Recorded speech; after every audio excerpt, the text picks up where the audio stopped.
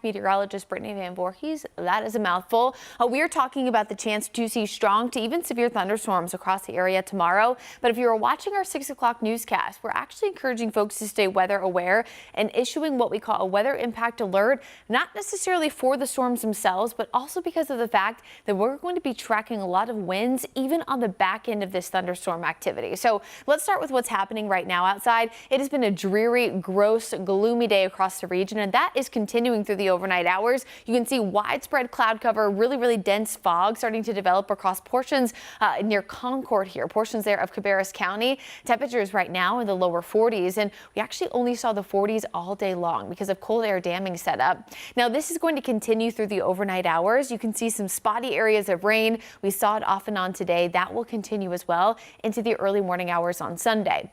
But notice the storm system off to our west. That is what we are tracking for that strong storm potential heading into the early part of tomorrow morning. Here's where the rain is now. Again, expect light to moderate rain at times tonight, but really tonight's rainfall is nowhere near the big story heading into tomorrow.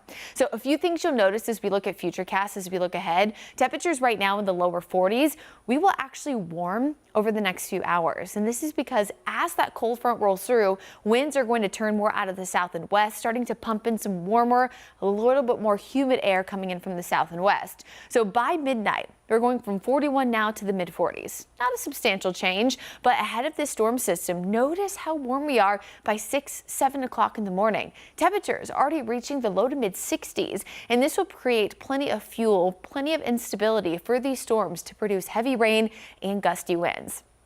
Here we are at 6 o'clock. The storm's moving into the western part of our area, so including the mountains and even western portions there of Burke County. By the time we get closer to 7 o'clock, those storms are already pushing through the rest of the mountains, the foothills, and even the northwestern Piedmont. But I think 7 to 9, here's the big story. I should back up a second. 6 to 10, that's the time frame for our entire area. So that means the storms roll through within a 4-hour period. That is very quick moving. But for the Charlotte Metro itself, it's that 2-hour period between 7 to 9 that we have our best chance. So again, if you're looking at our 22 county area, it's 6 to 10, but I'm trimming it down to 7 to 9 for specifically Charlotte.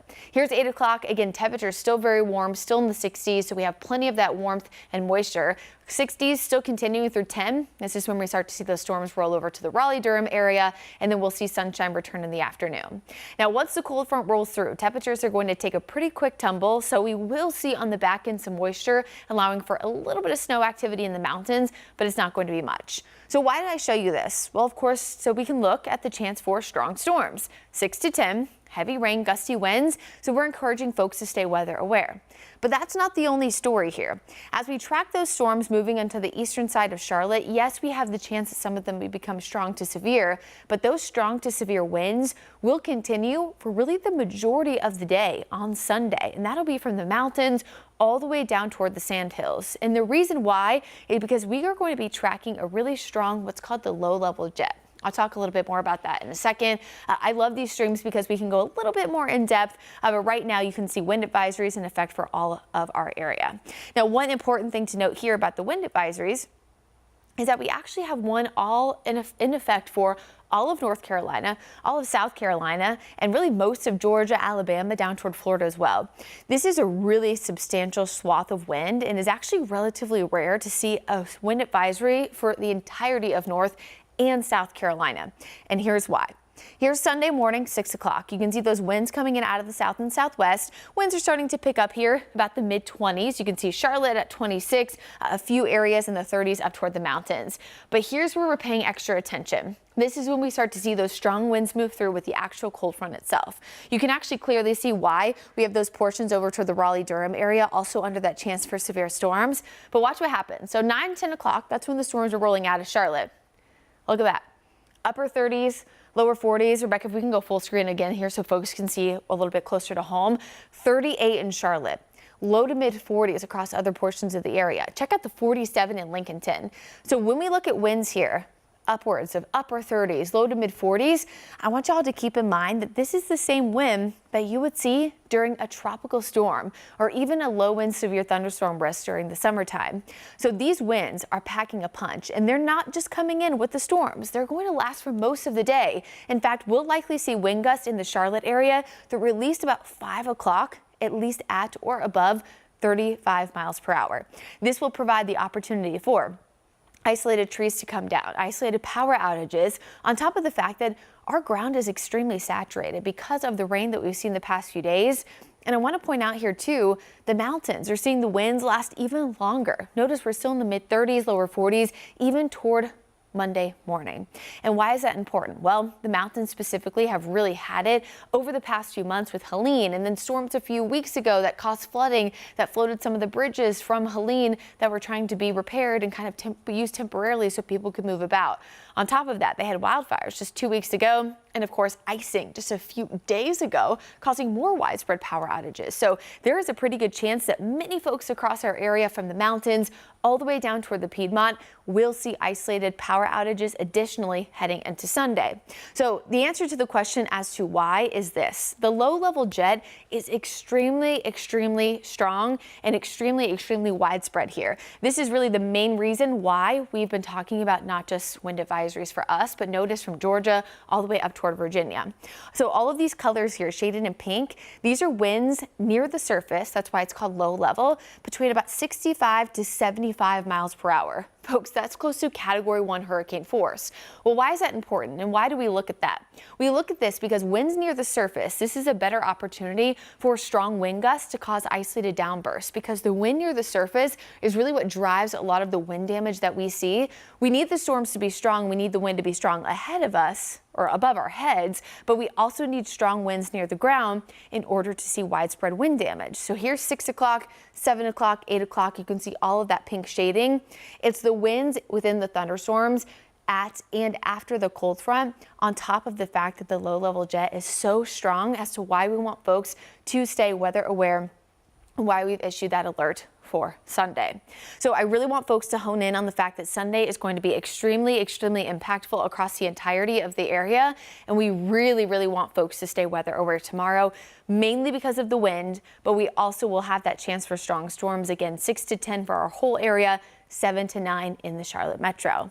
But there's something else that we've been talking about a lot the past few days, and many people have asked us about, and that's whether or not we could see snow for the upcoming work week.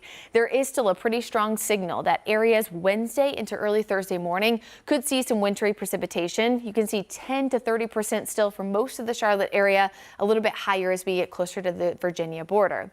Now, I want to point this out, folks, is this is not straight snow. It is the chance to see 2 to 3 inches of snow and sleet. It's the liquid equivalent of 0.25 inches.